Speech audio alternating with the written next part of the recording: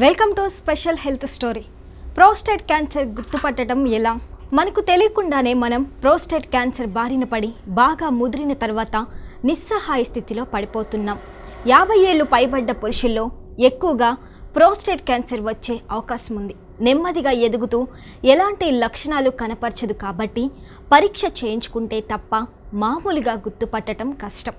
పెద్ద వయసులో ఇతర వ్యాధుల కారణంగా చనిపోయిన వాళ్లలో ప్రోస్టేట్ క్యాన్సర్ కూడా ఉన్నట్లు శవ పరీక్షల్లో వెల్లడవుతూ ఉంటుంది. ప్రోస్టేట్ క్యాన్సర్ను తొలి దశలో గుర్తిస్తే చికిత్స సులభమవుతుంది కాబట్టి దాని మీద అవగాహన అవసరం. పురుషుల్లో పునరుత్పాదక వ్యవస్థలో భాగంగా ఆక్రూట్ పరిమాణంలో ఉండే గ్రంథినే ప్రోస్టేట్ గ్రంథి అంటారు. వీర్యంలో ఉండే ద్రవాన్ని ఉత్పత్తి చేయటం దీని విధి. మధ్య వయసు దాటిన పురుషుల్లో ఈ ప్రోస్టేట్ గ్రంథి పెద్దదవుతుంది. దీని వలన ప్రాణాపాయమేమి ఉండదు. తరచూ ఇది 50 సంవత్సరాల వయసులో ప్రారంభమవుతుంది. ఈ పరిస్థితి క్యాన్సర్ కాదు. ఇది మూత్రాశయానికి చుట్టుకొని ఉండటం వల్ల మూత్ర విసర్జనకు ఆటంకం కలిగిస్తుంది. అయితే క్యాన్సర్ ఉన్న వారికి తొలి దశలో ఎలాంటి లక్షణాలు కనిపించవు. చాలా వరకు ప్రోస్టేట్ క్యాన్సర్లు రొటీన్గా నిర్వహించే మలాశయ పరీక్షల సందర్భంగానే వెల్లడవుతుంటాయి. వ్యాధి తీవ్రత పెరిగిన తర్వాత మూత్ర విసర్జన ఇబ్బందులు ఎదురవుతుంటాయి. ఆ సమయంలో బాగా బాధగా ఉండవచ్చు. వెన్నులో లేదా మూత్రనాళం మొదలయ్యే చోట లేదా కటివలయంలో పొత్తి కడుపు దగ్గర నొప్పిగా ఉండవచ్చు. ప్రోస్టేట్ క్యాన్సర్ ఉందని గుర్తించిన వారిలో 83% మంది కనీసం 5 ఏళ్ళు, 63% మంది కనీసం 10 ఏళ్ళు బ్రతికారు. చాలాసార్లు అంటే పగలు రాత్రి మూత్ర విసర్జనకు వెళ్ళడం, మూత్రం వస్తే ఆపుకోలేకపోవటం, మూత్రధార సన్నగా కారటం, ఆగి మూత్రం రావటం, మూత్రంలో రక్తం రావటం కొన్ని లక్షణాలు.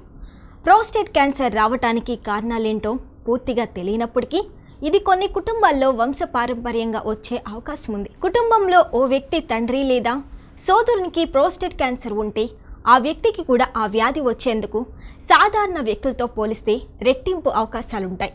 కొవ్వు పదార్థాలు ఎక్కువగా తీసుకునే పురుషులు ఈ వ్యాధికి గురయ్యే అవకాశాలు ఎక్కువ. శరీరంలో కొవ్వు ఎక్కువ ఉండటం కన్నా కొవ్వు ఎక్కువగా ఉండే ఆహార పదార్థాలు, పాల ఉత్పత్తులు అధికంగా తినటం, జీవనశైలి ప్రోస్టేట్ క్యాన్సర్ వచ్చే అవకాశాలను పెంచుతుంది. ఆండ్రోజెన్ అనే పురుష హార్మోన్ అధిక స్థాయిలో ఉండటం కొంతమందిలో ప్రోస్టేట్ క్యాన్సర్ను కలిగించవచ్చు. వ్యాధి నిర్ధారణ కోసం మూత్ర విసర్జన వేగాన్ని పరీక్షిస్తారు. మూత్రాశయాన్ని ఎంత బాగా ఖాళీ చేస్తున్నారో చూసే పోస్ట్ వాయిడ్ రెసిడ్యూల్ అనే పరీక్ష చేస్తారు. 40 నుంచి 50 ఏళ్ల పైబడిన వాళ్ళు ప్రతి సంవత్సరం సెరం ప్రోస్టేట్ స్పెసిఫిక్ యాంటీజెన్ పరీక్ష చేయించుకోవాలి.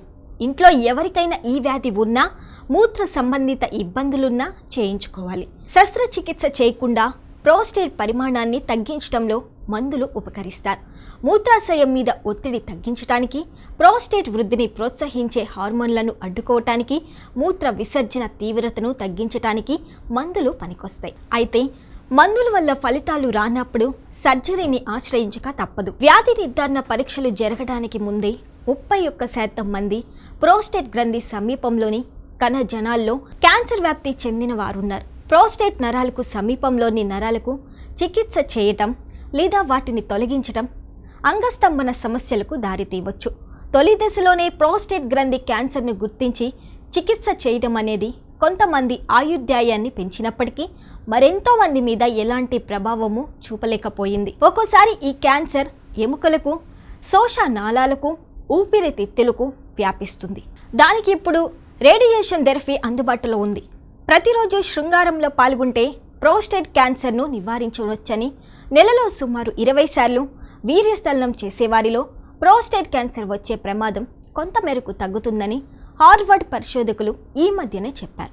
రోజు వీర్యం బయటికి పోతుండటంతో పాటు ఆక్సిటోసిన్, సెరటోనిన్, ప్రొలాక్టిన్ వంటి హార్మోన్లు విడుదలై ప్రోస్టేట్ క్యాన్సర్ను అడ్డుకుంటాయని అంటున్నారు. 35 ఏళ్లలోపే వెసెక్టమీ చేయించుకున్న వారిలో ఈ వ్యాధికి గురయ్యే ముప్పు అవకాశాలు అధికంగా ఉంటాయనే వాదన కూడా ఉన్నప్పటికీ అది అపోహ మాత్రమేనని తేలింది. టమోటాలు, పుచ్చకాయలు ఆహారంలో ఎక్కువగా తీసుకుంటే ప్రోస్టేట్ క్యాన్సర్ వచ్చే అవకాశాన్ని తగ్గిస్తాయని కూడా చెబుతున్నారు. మొత్తంగా చూస్తే ప్రోస్టేట్ క్యాన్సర్కు నిర్దిష్టమైన కారణాలు లేవు కాబట్టి ముందస్తు జాగ్రత్తలు తీసుకోవటం కూడా కష్టమే. అయితే ఆహారంలో కొవ్వు పదార్థాలు లేకుండా చూసుకోవటం అన్నది ఒక ప్రధానమైన సూచన. వంశపారంపర్యంగా వచ్చే అవకాశాలున్నాయి కాబట్టి 35 ఏళ్లు పైబడినప్పటి నుంచి పరీక్షలు మొదలుపెట్టాలి. కుటుంబంలో ఎవరికీ లేకపోయినా 50 ఏళ్లు దాటితే ఏటా పరీక్షలు చేయించుకోవటం మంచిది. ఎంత త్వరగా వ్యాధి నిర్ధారణ జరిగితే అంత త్వరగా చికిత్స చేయించుకోవచ్చు. అందుకే అప్రమత్తంగా ఉండటం చాలా ముఖ్యం.